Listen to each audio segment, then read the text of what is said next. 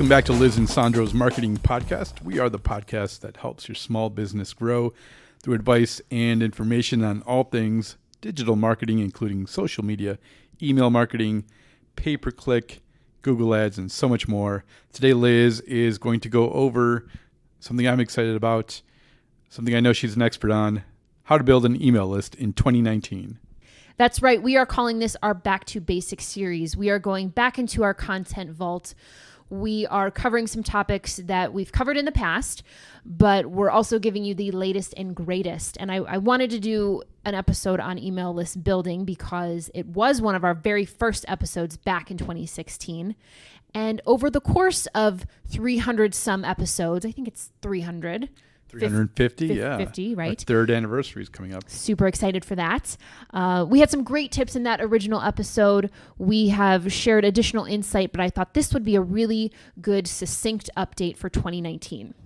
So right off the bat, one of the big things that I want to reiterate is that your email list is still your biggest marketing asset. It gives you a direct line of communication, or a fairly direct line of communication with your clients and customers, which a lot of these other channels that we talk about, they no longer do that. Remember, social media is pretty much pay to play now. Yeah, you might have a little bit of organic reach, but generally speaking, Facebook, Instagram, these are all pay to play. The other thing that I want to really reiterate, and this is something new that's evolved over the last couple years, is that your subscriber list is valuable because you can upload it to many different places and create, in Facebook, it's called a custom audience and then a lookalike audience. You can build on the value of that subscriber list by using it in other places, not just on a MailChimp or Constant Contact. So I think that's a really important thing to add for this 2019 update.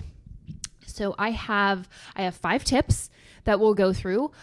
All of them except for one apply to both B2B, business to business, and business to consumer. I have one that is specifically business to business, and we'll get into that in a moment. My first tip number 1, is fairly simple, but you'd be surprised how many times I talk to clients and they're not doing anything with email marketing. So my first tip is to just compile a list of your existing customers. Like I said, I can't tell you how many times I have met with potential clients and I asked them, well, what are you doing in the way of email marketing? And nothing at all. Some of them have been in business for years. I started working with a client once who had upwards of 40,000 emails and wasn't doing a single thing with email marketing.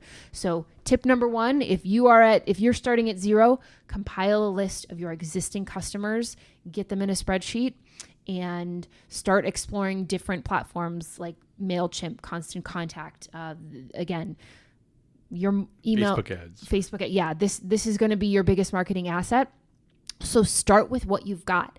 And by the way, I don't care if you compile your list and it has 25 names. That is a place to start. Facebook only needs 21 to start. So is it that? Yeah. Oh, wow. I didn't realize. I thought it was still 100. No, I don't think so. Or, that's 100 if you want to create a lookalike audience. Probably. Yeah. Okay. I believe it was Pat Flynn who said that if you just have even 20, 25, 50 people who have raised their hand and said, yes, they want information from you, that is a fantastic place to start. Don't make the mistake of thinking that you need a subscriber list with 500, 1,000, 50,000. You don't. Start with what you have and continue to build. I believe it was even Rand Fishkin from Moz who said an email list of 100 is better than any Facebook organic reach these days. Yeah. So as Facebook organic reach has declined over the past 3 years, of course. Absolutely.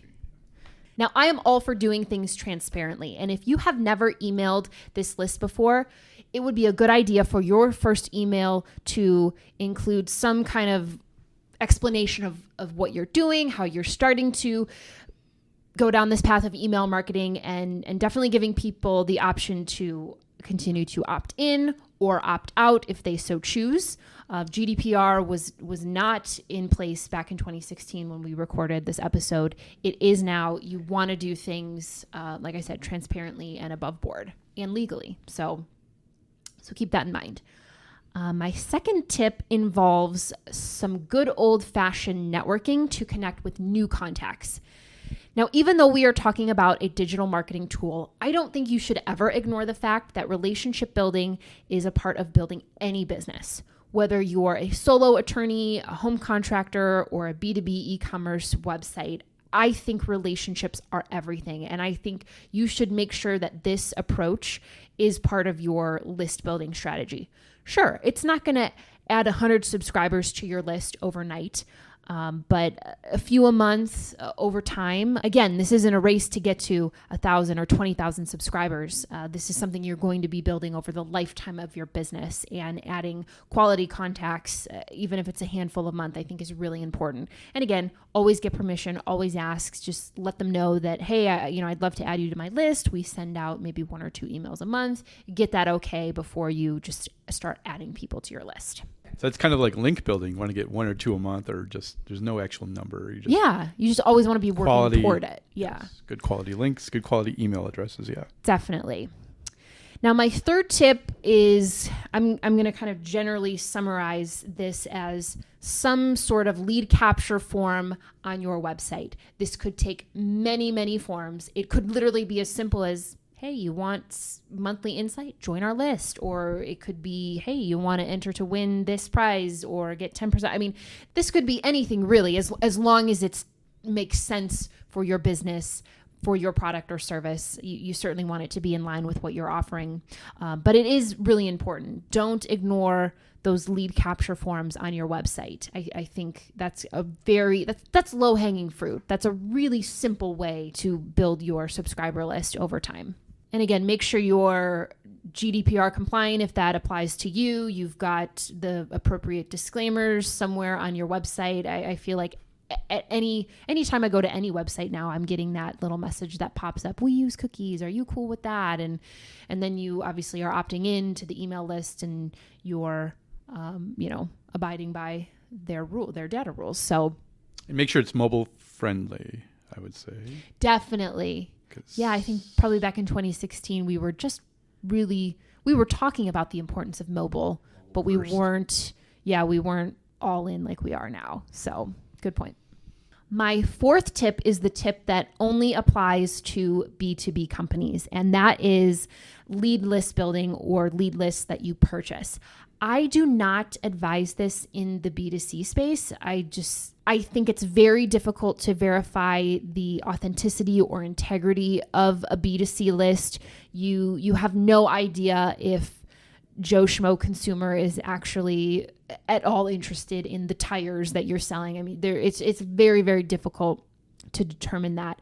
But in the B2B space, myself as a business who's reaching out to other businesses, it's very easy for me to generate a lead list, maybe go through their websites and say, hey, I noticed that you might be missing this, or you're not using video on your site, or whatever. It's a little easier to hone in on some potential pain points, send out a marketing message, and then start to develop a relationship through email. So I'm okay if you are purchasing lead lists for the B2B space, but not for consumer. I just don't think that ever works out well.